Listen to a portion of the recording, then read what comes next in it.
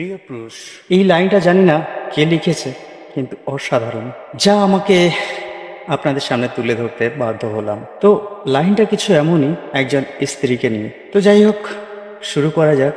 আপনাদের যদি পছন্দ হয় তো অবশ্যই লাইক কমেন্ট করে জানাবেন, আর যে লিখেছেন তাকে অনেক অনেক ধন্যবাদ। শুরুই করা যাক। Welcome viewers JD Malik studio में। तो अभी इंट्रो इसी वीडियो देखने के लिए चैनल को सब्सक्राइब करें। जो नया है वो डेफिनेटली चैनल को सब्सक्राइब करे और बेल आइकन को प्रेस करके रखे।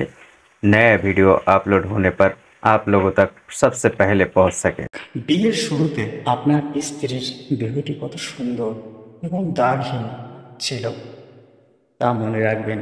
আপনি তাকে ভালোবাসলে সে আপনার সন্তানের মা হবার পরেও সেই একই রকম সুন্দরী ভাববেন, কারণ তিনি আপনার সন্তানদের জন্ম দিয়েছেন। এর জন্য সে নিজের শরীরের ক্ষতি হবে সেটা কখনোই ভাবেনি, তার সৌন্দর্য নষ্ট হবে সেটাও ভাবেনি।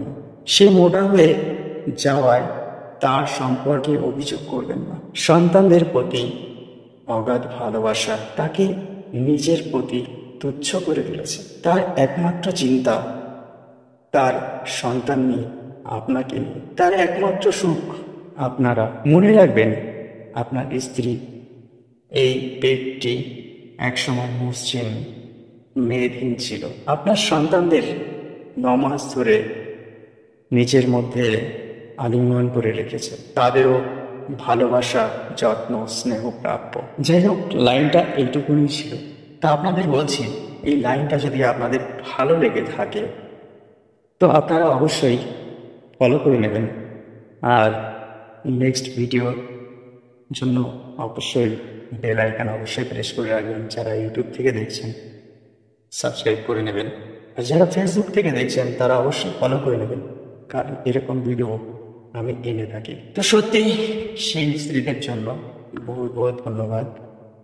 যে সমস্ত স্ত্রী বা যে সমস্ত নারী আমাদের সন্তান নিয়ে সংসারটাকে হাসি খুশি ভরে রাখে, তাদেরকে আমার তরফ থেকে স্যালুট জানাই। তো আজকে এই পর্যন্ত।